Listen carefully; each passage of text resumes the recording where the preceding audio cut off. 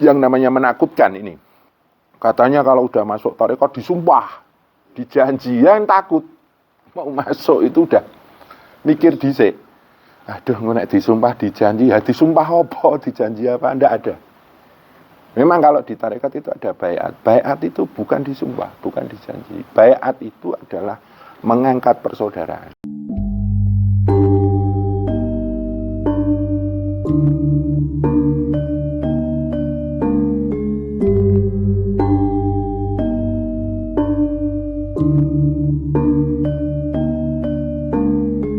Ini Mas Desa, kita ngobrol-ngobrol santai sama ini.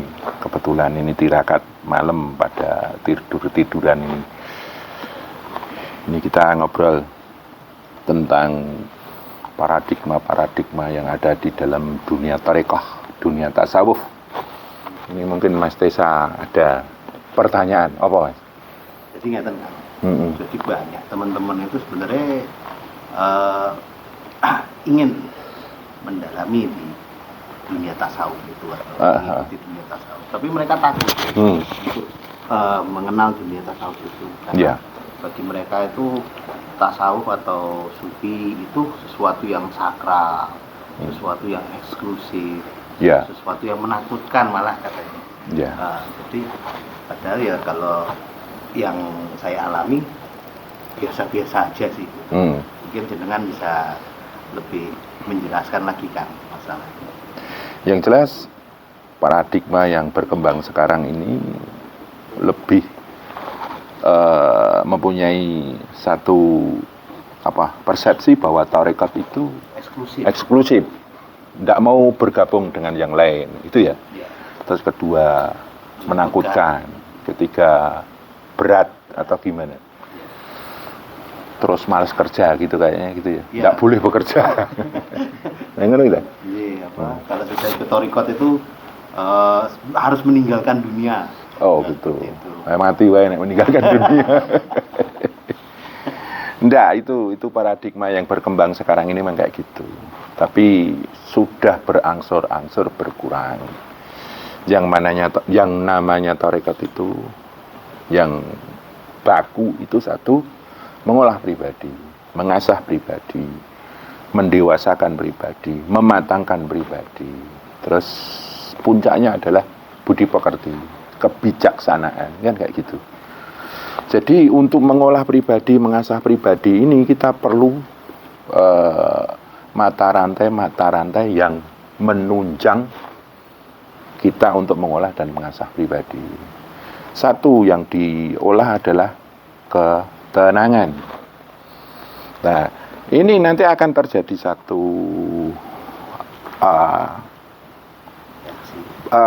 paradigma yang bertentangan. Contohnya, kalau masuk tarekat kita mengolah ketenangan. Lah kok tidak boleh bekerja? Lah orang yang nggak kerja itu kan pasti nggak punya duit. Orang nggak punya duit mesti nggak tenang. Mau membiayai anak istri, dia nggak punya, akhirnya nggak tenang. Jadi ini bertentangan paradigma kayak gini. Jadi justru orang yang bertarekat itu harus bekerja. Karena kalau kita nggak bekerja, itu tidak akan mendukung ketenangan kita. Tuh, jadi tidak ada ajaran yang menyatakan bahwa orang yang ikut tarekat itu harus tidak bekerja. Itu tidak ada. Itu mungkin beberapa orang saja yang punya tafsiran bahwa kalau masuk tarekat tidak boleh bekerja. Enggak kayak gitu. Kita malah justru harus bekerja karena itu mendukung ketenangan hidup kita, ketenangan keluarga kita. Terus tadi apa? Bahwa tarekat itu eksklusif. Enggak. Tarekat itu harus rahmatan lil alamin. Harus menegakkan budi pekerti. Jadi kita harus membaur. Kalau kita membaur sama orang bodoh tidak kelihatan pinternya. Membaur sama orang pinter kalau bisa nggak kelihatan bodohnya. Kita membaur sama orang kaya tidak kelihatan kalau kita itu kepengin. Kalau kita membaur sama orang miskin tidak kelihatan kita itu sombong, berlagak.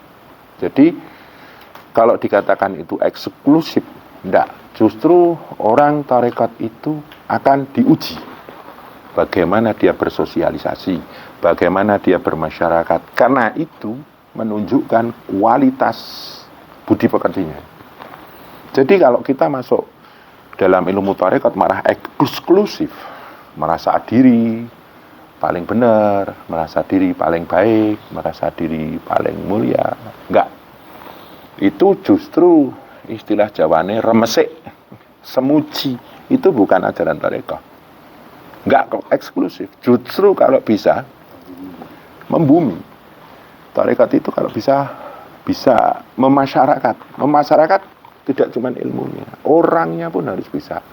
Nah kalau sudah kayak gini, saya pun juga nggak mau dan nggak berani mengaku-ngaku sebagai orang yang ahli tarekat.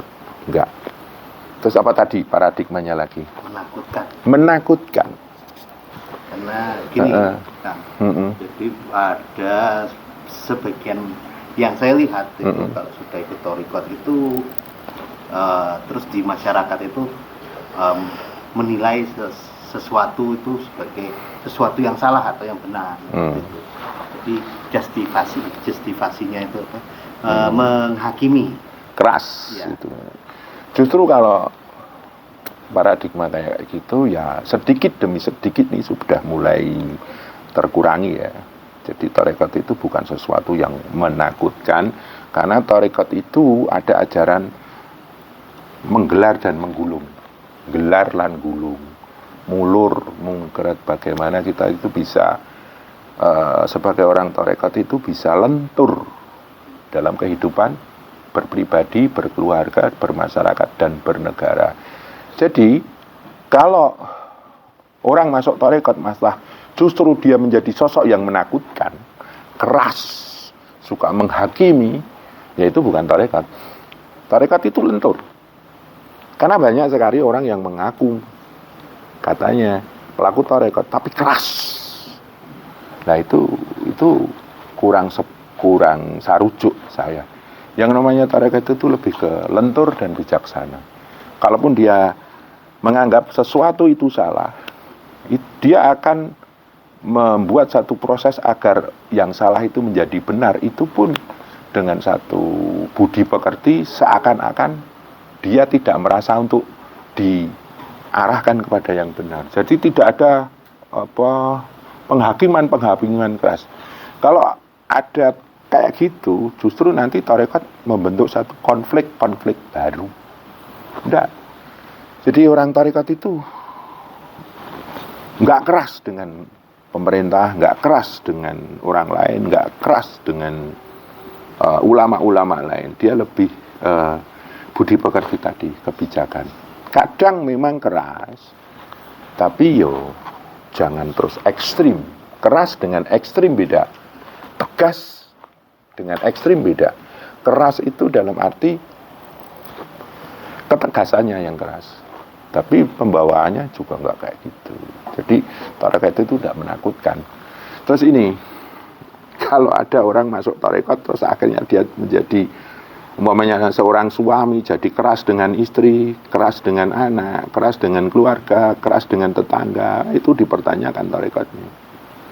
Orangnya jadi menakutkan, jadi kita dekat dengan dia takut salah, takut menyinggung perasaan. Berarti orang melu tarekat itu mah jadi lebay, mudah tersinggung, mudah ngamuk, mudah emosi. Enggak kayak gitu.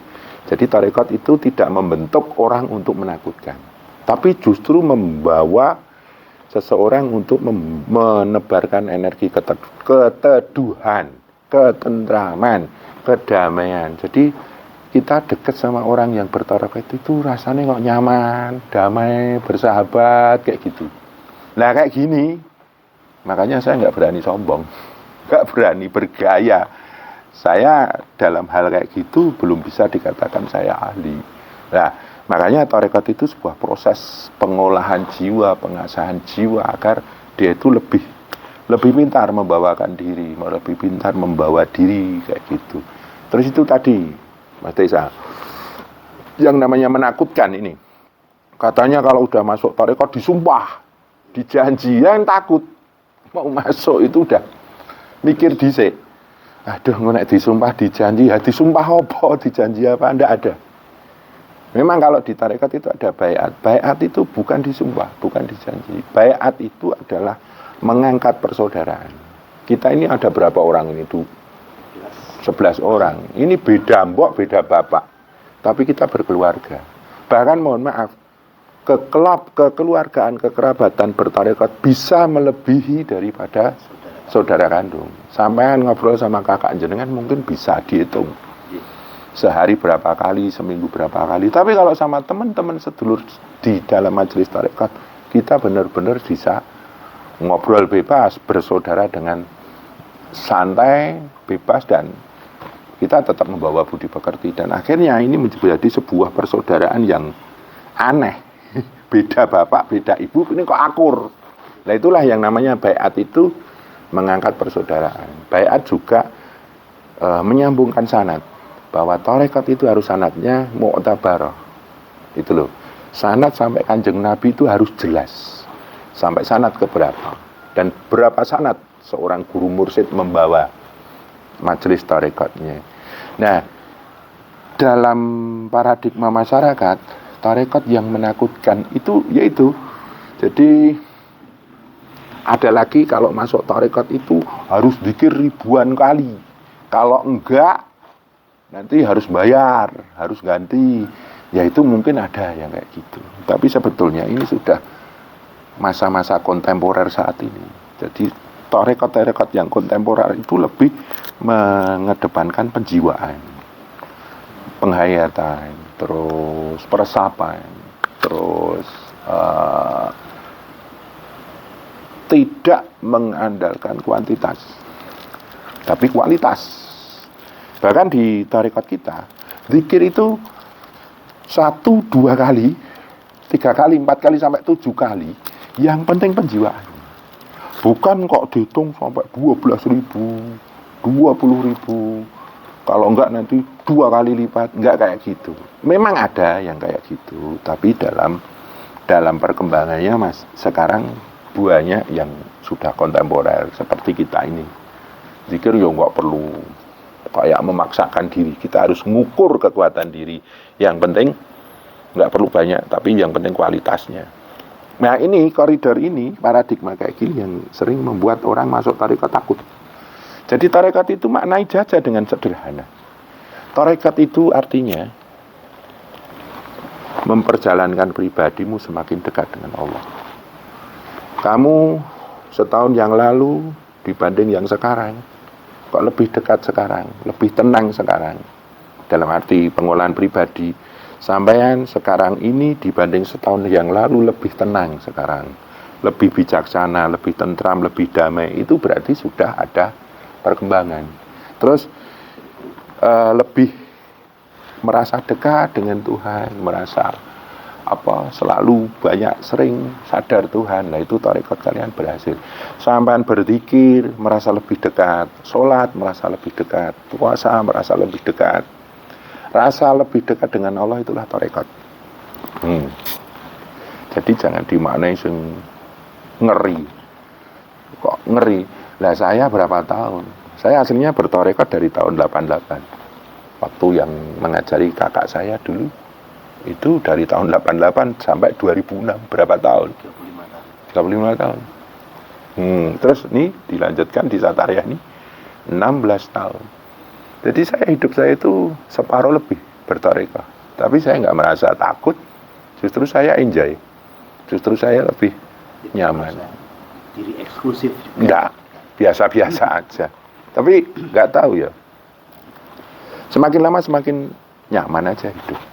Itu paradigma yang ada sekarang ini ya sesuai dengan perkembangan zaman harus diaplikasikan dengan ajaran tarekat yang sesuai dengan perkembangan zaman. Aplikasi tarekat itu penting.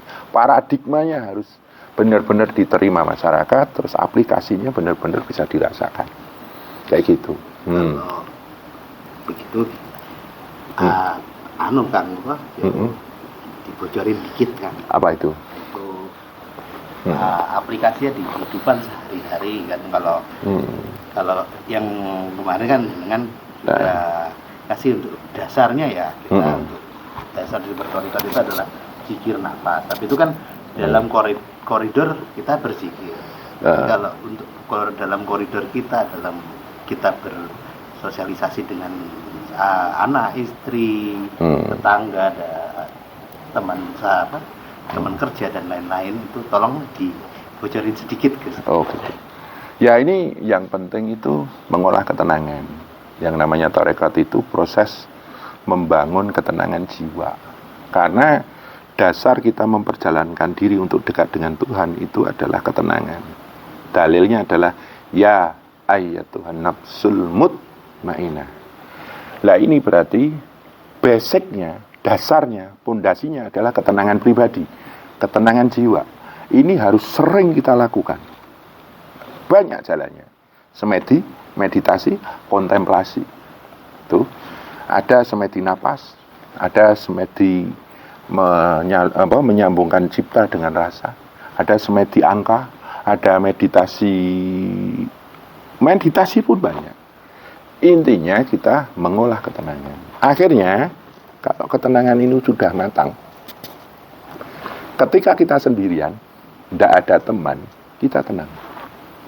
Karena banyak orang karena sendirian mereka kesepian, merasa ditinggalkan banyak orang, merasa dia tidak dibutuhkan banyak orang. Orang yang sudah matang ketenangannya, mau sendirian di rumah, dia tetap tenang. Karena dia merasa bahwa alam semesta ini sudah menjadi sahabatnya. Ya, malam sendirian, dia akan tenang. Karena malam sudah menjadi sahabatnya. Terus setelah ketenangan kita matang, kita akan tenang dalam kemiskinan, tenang dalam kekayaan. Orang yang miskin, berkekurangan, dia akan menjadi tidak tenang kalau dia berteman dengan mengeluh, menggerutu, meratap, menyesal, khawatir, takut, resah, gelisah. Kalau kaya, dia lupa diri, menghambur-hamburkan rezeki, boros, sombong, kemaki, kemelinti, kementus, kemetrak, dan lain sebagainya. Itu sesungguhnya lepas dari ketenangan. Akhirnya, orang yang matang ketenangannya, matang dalam kesendirian, ataupun banyak orang. Kalau orang menghadapi banyak orang, kok tidak tenang? Mesti ada trauma itu. Terus tenang dalam kemiskinan, tenang dalam kekayaan. Tenang dalam himpitan, tenang dalam keluasan. Tenang dalam kejayaan, tenang dalam keterpurukan. Tenang dihina, tenang dipuji. Dipuji tidak akan terbang, dihina tidak akan hancur. Dia selalu tenang. Lah, makanya setiap saat kita harus mengolah setiap hembusan nafas, membentuk detak jantung, membentuk denyut nadi, membentuk peredaran darah. Kita harus tenang. Tenang dalam keadaan apapun, tenang dalam keadaan bagaimanapun, tenang berhadapan dengan siapapun, tenang dalam menghadapi apapun. Dia selalu mengolah ketenangan. Dengan ketenangan ini, dia berzikir, sadar Tuhan. Akhirnya, dia selalu memperjalankan dirinya untuk dekat dengan Tuhan. Dia berzikir, semakin dekat dia. Dia sholat, semakin dekat. Dia zakat, dia puasa, dia haji, dia umrah. Semakin mendekatkan dirinya dengan Tuhannya. Mendapatkan kemiskinan. Kemiskinan bisa menjadi batu pijakan untuk dekat dengan Tuhan. Banyak contohnya. Nabi Ayub, Nabi Musa, itu terhimpit, dihajar sama Firaun. Justru dalam kelemahannya dia dekat dengan Tuhan. Seperti sejarah-sejarah para wali, para nabi. Justru ketika dia terpuruk, dia dekat dan melesat jiwanya untuk tersambung dengan Tuhan. Ya, kayak gitu. Dalam setiap keadaan ya. Ya, di dalam setiap keadaan, situasi dan apapun dia mengolah ketenangan. Dan itu dijadikan sebagai batu pijakan untuk dekat dengan Tuhan. Kalau sudah dekat dengan Tuhan, mendapatkanlah satu pencerahan, titik terang. Akhirnya semua sejarah hidupnya dia lalui menjadi satu sejarah-sejarah pengolahan diri, mematangkan pribadi, mendewasakan diri. Puncaknya kita menjadi jiwa-jiwa yang matang.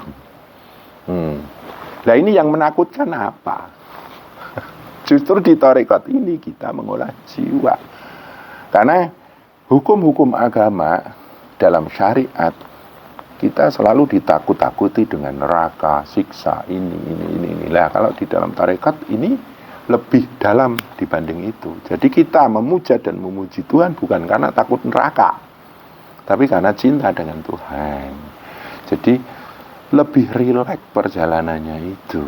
Nah ini kalau kayak gini kan akhirnya menjadikan paradigma bertarekat itu adalah suatu hal yang asyik, yang lentur, menyenangkan kayak gitu. Karena secara alami kita itu mengasah jiwa, mengolah pribadi, mendewasakan diri dan mematangkan pribadi kan kayak gitu.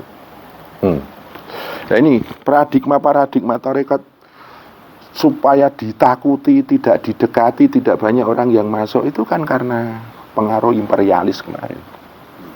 Ketika kita dijajah Belanda, dijajah Jepang, lah akhirnya ajaran-ajaran imperialis ini menjauhkan orang Indonesia dari pengolahan pribadi. Karena nanti apa? Karena orangnya jadi pinter-pinter. Orang pinter bahaya dong buat mereka. Dan ngapunten, orang yang tenang jiwanya, dekat dengan Tuhan, doanya mustajab, dayanya kuat sekali. Karena dia benar-benar yakin akan campur tangan Tuhan di dalam hidupnya. Keyakinannya luar biasa. Orang yang tenang hidupnya, kuat keyakinannya, kuat imannya, wah itu ngeri. Kalau satu negara dihuni oleh banyak orang yang kayak gitu, negara itu super power, Mas. Ditambah nanti kemampuan berteknologi dia kuat, kemampuan bermasyarakat dia rahmatan lil alamin, kemampuan dia ukhuwah Islamiyahnya kuat, wah ngeri. Itu makanya kalau bisa orang Indonesia itu jangan sampai dekat dengan tarekat, karena berbahaya itu. Kalau bisa dirusak aja. Pokoknya suapi dengan hal teknologi yang melenakan. Kebudayaan yang melenakan. Contohnya TikTok melenakan. Terus itu K-pop, joget-joget. Itu kan tidak membentuk satu mentality buildingnya nggak terbentuk di situ. Jadi kalau bisa, jadikan mental orang Indonesia itu mental bersenang-senang, mental konsumtif. Untuk bersenang-senang mereka butuh pulsa.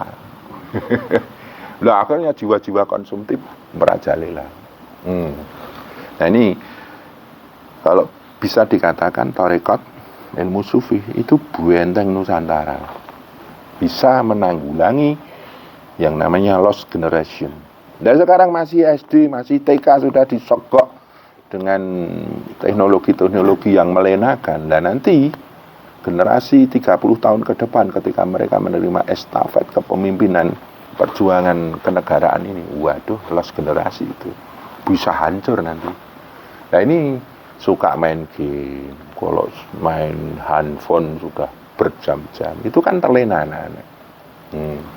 Nah ini sebenarnya tarekat ini salah satu benteng. Ada pendidikan sekolah, ada pendidikan agama, ada pendidikan tarekat ini. Gitu. Ya, apanya yang menakutkan? Nah itu paradigma itu sedikit demi sedikit harus kita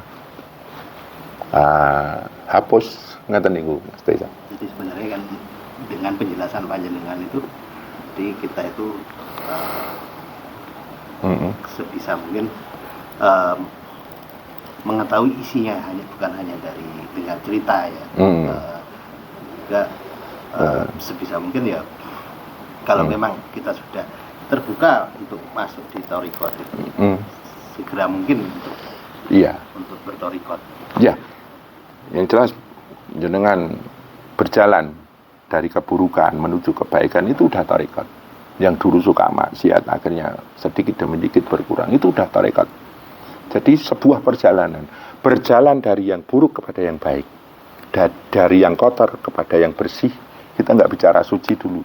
Dari yang dulu sembarangan menjadi lebih tertata, yang dulu serba nggak jelas akhirnya lebih terkendali. Lah itu udah bertarekat.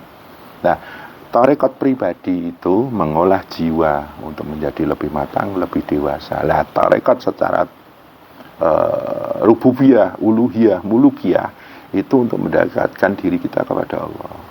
Kalau secara pribadi itu membentuk satu karakter building, menjadi orang yang berbudi dan punya pakerti.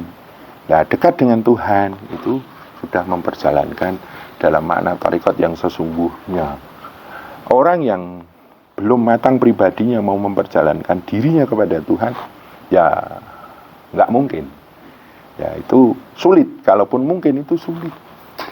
Makanya ada dua sudut ketika kita bertarekat, mengolah pribadi, dan kedua memperjalankan diri. Nah, akhirnya menjadi manusia yang diridhoi oleh Tuhan. Dekat dengan Tuhan, wah itu luar biasa. Nah, dan hidupnya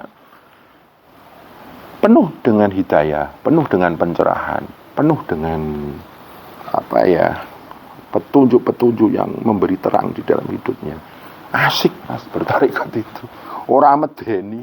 Nyatane aku ora medeni ngono, Pak. Ndak menakutkan. Nah, kayak gitu Mas Desa.